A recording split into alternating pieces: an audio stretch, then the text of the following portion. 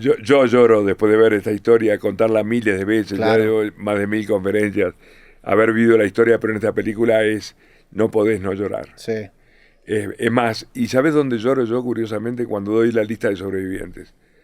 Porque ahí estoy marcando quiénes viven, pero también estoy marcando quiénes no volvieron. Y en ese momento además aparecen los helicópteros, entonces es una mezcla de emociones que ahí se me caen las claro. lágrimas. Digo, y soy yo el que estoy hablando, no es un tema de egocentrismo, es un tema de la emoción del momento, digo. Cuando yo nombro a mi hijo, que en realidad yo soy el padre, ya al final tenía una confusión, no sabía si era el Padre, el Hijo o el Espíritu Santo. Sí, es una escena Pero muy fuerte. También hay una escena que me llama mucho la atención en donde están, no recuerdo quiénes son los dos que están platicando, pero hablan un poco sobre cuál es el sentido de todo, o sea, cuál es el sentido el sentido de la vida, del sí, ¿qué sentido de la vida. sentido tiene Sí, que se haya muerto Liliana, que era sí, el marido qué sentido tiene de que el Vasco se haya roto la pierna? ¿Qué sentido tiene que no pueda ayudar? ¿Qué sentido? Es que nada tiene sentido. sí, Nada tiene sentido. El sentido se lo buscás después en la vida, buscás de que en realidad lo que Dios quería era que el camino de la humildad, el camino de la actitud, todo eso. Cuando tuvimos que tomar la decisión de alimentarnos de nuestros compañeros muertos, fue una decisión que fue más fácil para nosotros que para vos, para que la gente normal, porque nosotros vivimos el proceso de 10 días de no comer absolutamente nada, de 10 días de saber de que no nos buscaban más y de 10 días de saber de que teníamos el más sagrado de los derechos, que era el derecho a la vida y sobre todo el derecho a volver a casa. claro. Yo no peleaba por Hollywood, no peleaba por películas, por documentales, porque tú, Roberto, me invites acá 51 años después, peleamos por cosas más simples, digo, no peleamos por fama, digo, pasamos a ser celebridades sin querer hacerlo. Digo, el presidente te quiere conocer, el papa te quiere conocer. Digo, es una historia que abarca además desde el tipo más rico al tipo más pobre, abarca a todos. Me tocó hace poco tiempo acá en México jugando golf, el caddy que me llevaba a los palos no me quería cobrar la cadeada. Le digo, ¿pero por qué? No, porque yo viví esta historia desde chico, de la película de René Cardona. Digo, yo soy un admirador de la historia. Y digo, ¿pero por qué no me vas a cobrar? No, es que para mí son los más grandes. Yo no lo podía creer, digo. Sí, Pues al final somos personas normales, digo, esa es la verdad. sí, sí son personas normales, pero sí o sea, el caso o la tragedia que sucedió pega cerca de todos nosotros porque creo yo que hay muy pocos casos en donde el ser humano realmente llega a ese límite y vive para contarlo. O sea, Sí, sí, quizá el ejemplo que a mí más cercano se me hace es haber leído el libro este de Viktor Frankl, El sí, hombre en busca de sentido, sí. que relata precisamente su experiencia en un campo de concentración y lleva la voluntad humana a este tipo de extremos que también ustedes estuvieron Sí, ahí, a mí ¿no? me dicen siempre después de una conferencia, me dijo, Carlitos, ¿vos leíste el libro de Víctor Frankl? Le digo, mira, no lo leí ni lo voy a leer jamás porque tengo miedo de contaminar mi historia Sí, con otra historia. Entonces quiero mantener mi historia lo más pura posible. Digo, parece que tiene mucho la simbología que yo utilizo en mi historia con la vida de Víctor Frankl y el pensamiento, lo que te libera, la lucha por lo que estás peleando.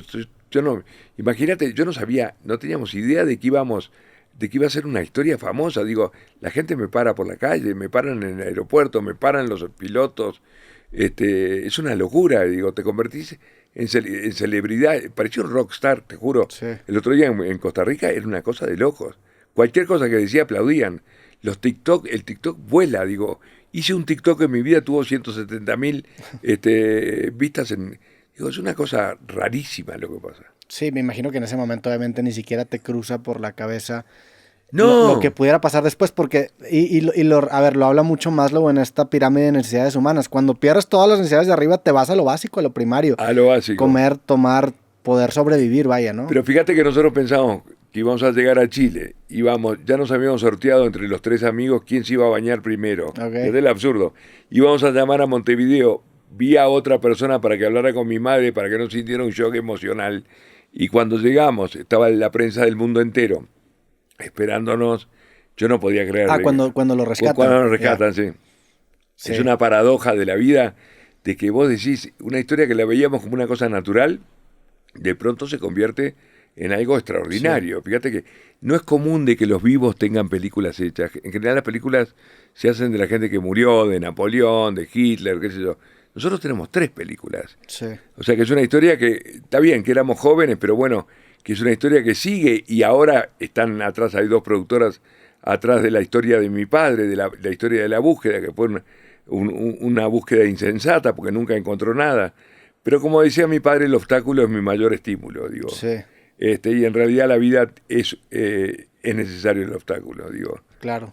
Sí, y también creo que lo potente de la historia es que sí transmite un mensaje de esperanza, porque en ese momento de desesperación, en ese escenario que es peor que cualquier pesadilla que uno pudiera imaginar, salieron adelante, o sea, Sí. trabajaron en equipo y lograron el objetivo, lo cual, Sí.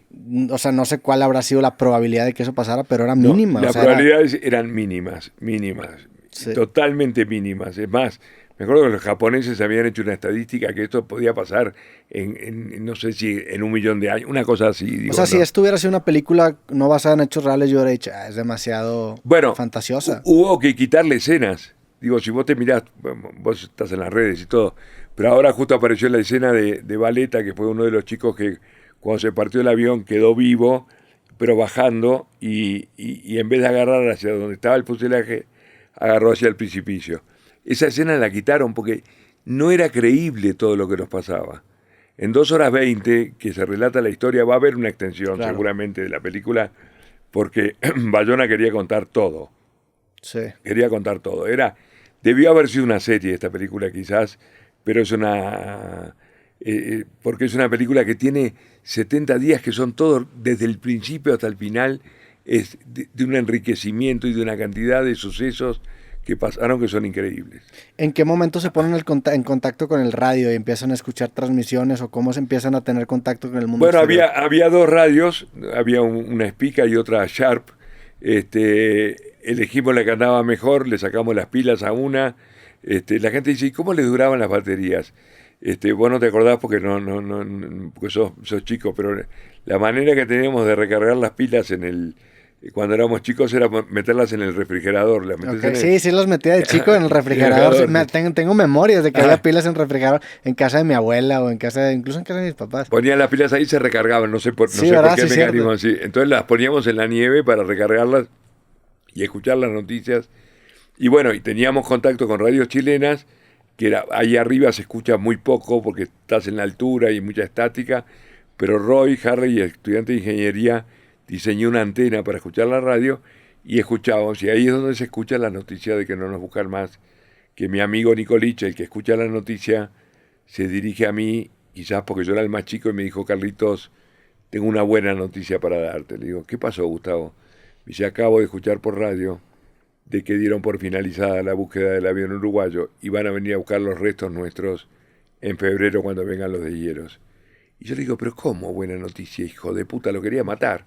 Imagínate ese chico malcriado y consentido, te dicen como buena noticia que no nos busquen más. Y él me agarra del cuello y me dice, Carlito, ¿sabes por qué es buena noticia? ¿Por qué? Le digo yo. Porque ahora dependemos de nosotros y no de los de afuera. Y es verdad, cuando vos mirás para atrás a nuestra historia, ese día es el parteaguas. Y ahí pasó a ser nuestra historia. No es verdad de que los helicópteros nos encontraron a nosotros. Lo que sí es verdad es que nosotros fuimos a buscar los helicópteros. Claro. Ese es el mensaje poderoso que, que se puede transmitir. Que no tenés que estar esperando que las cosas pasen, sino que tenés que hacer que las cosas pasen. Y fue exactamente lo que hicimos en esta historia monumental del ser humano común, que nos juntamos para vivir esta historia.